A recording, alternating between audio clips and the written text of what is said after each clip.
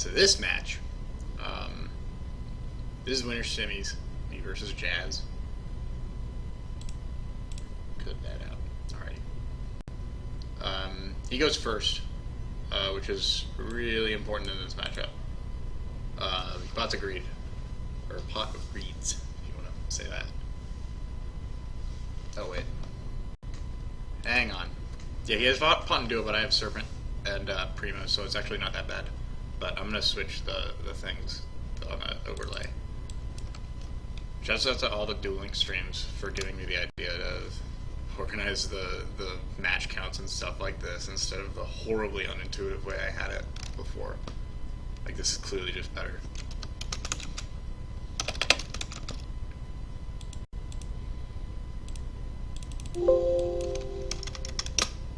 There we go. Yeah, so this, yeah. Alright, so Pop Duo. So I start a game -1. That's not that bad. I'm gonna draw and I'm gonna have 5, and my 5 are pretty good cards. So I'd say I'm still in this game. He takes a while on his next play, I think. He just sets 1. So I actually am very much in this game because my Blade Knight is gonna go through. And I know that he's not playing Spy. He's gonna play Merchant, obviously, because he's Jazz. I was like, you're clearly gonna sue me here, right? But he actually sets again. So, like, obviously I'm thinking either Morphing Jar or, what's way more likely is Sangan. Or like Serpent.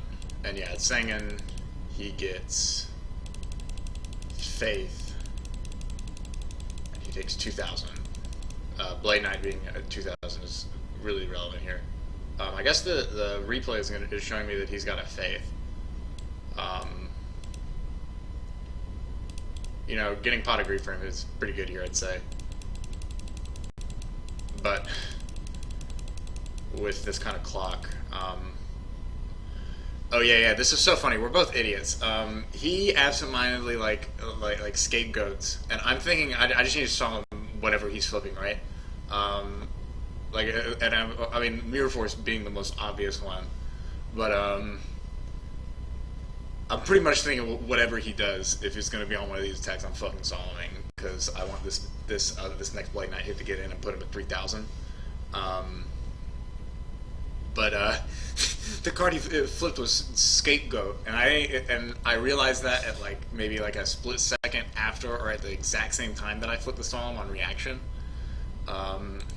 So I just decided the fair thing to do is for me to take the trade because I revealed my Solemn. And yes, like Jazz said, the goat activation is legal. But this way feels more legit for me because, okay, it was either this duo or maybe one in a later game that I actually really did not agree, later came to regret. He ended up having Serpent here, but I'll take Breaker out of his hand any day. That card is really fucking good against me. He actually chooses to book my Blade Knight here. This is interesting. Book a Moon and knock. Signaling one that he's got a flip effect, but also possibly that he could be considering that I play a Chaos Monster. Since this video is only going to go up till when the tournament's over, I'm going to say I don't play any Chaos Monsters, but other lists have in the past. Attacking Mirror Force here, and because of this freaking Solemn earlier, I don't have anything for it. So this ends up looking pretty bad for me. I have 2 bluffs, he has a Faith, and I scoop it up.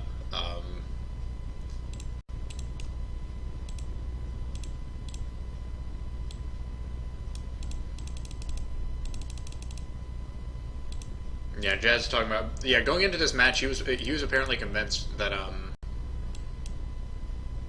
that I was gonna play, that there's no way I wouldn't play Chaos Control. But I am not a one-trick pony. 2 or 3 tricks. Yeah, I said everything here. This game is pretty much over on turn 1. Does shoot Mind Crush. My Mind Crush hits like 2 metas, I think. No, 2 Saku's. God, like the best card. And I sent back BLS. That was a good Dust Tornado on his part.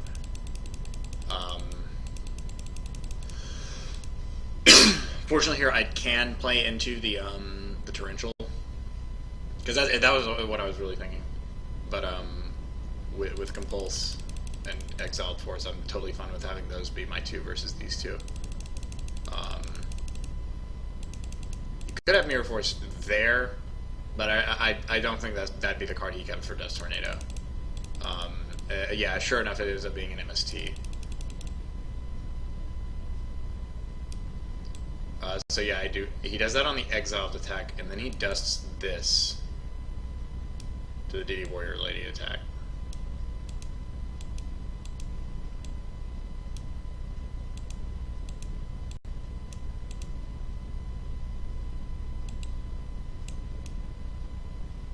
Okay, yeah, so I glitched out at the end, but he ended up just being dead anyways. And so we rehost. I'm going to pull up the next replay for that one.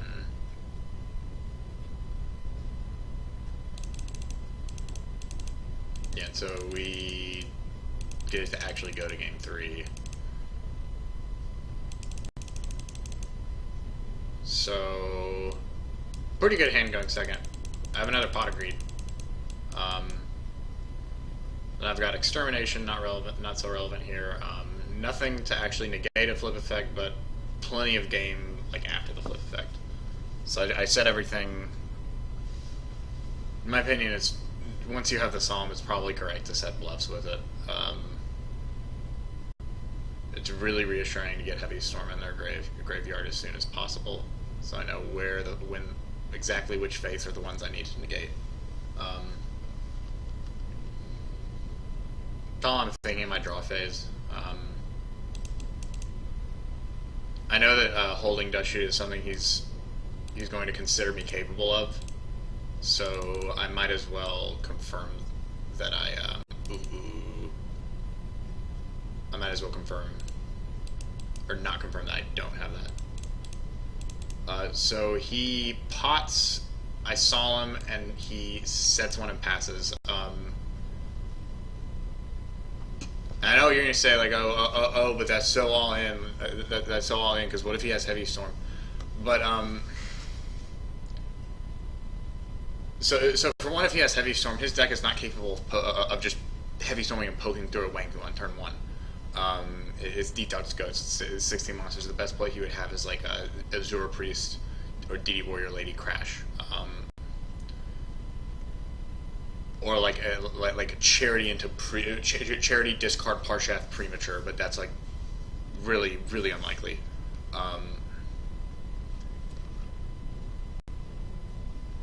And the second thing is that if I allow the pot to resolve, but then he has something else to bait the Solemn, and then he has Heavy Storm, then I'm at a much worse disadvantage because of the pot resolved.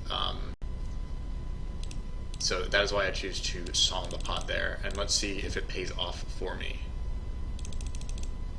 I get his 7 tools, one of Jazz's favorite cards. Unfortunately, he hasn't realized it during this winter set, but I am already citing the out for 7 tools right here. Actually, Nobleman of Extermination just ruins this card's life. Unfortunately, I hit the other thing, and it's a friggin' Dust Tornado. But Compulse is pretty good to chain there. I'm going to get in for a lot of damage here. Nothing to Premature yet, but I said it anyways. I don't give a shit about Breaker here. You'd have to have the biggest dick in the world to attack with the 1900 one too.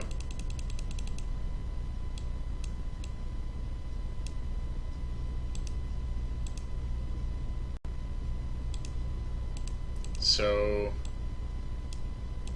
he again sets and passes, which the Detox list does a lot, and that's one of the reasons I chose to play this deck. This Beastdown, anti-meta-ish kind of stun deck, if you want to call it that. And okay, yeah, once you see the Serpent being set as a trump blocker, that is kind of like smelling blood in the water for the Beatdown player. He doesn't have a flip effect. He does have this Heavy Storm that he probably should have jammed earlier. But I'm going to chain my ring.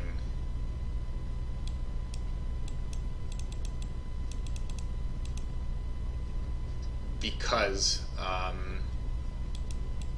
of this attack versus his life thing. Like, worst case scenario, I can get in with this guy if the board keeps progressing.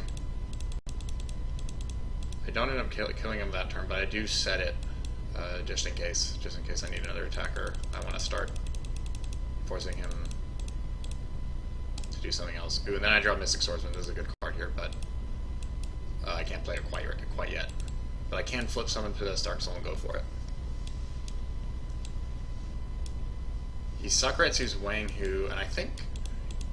But then I've got Call of the Haunted.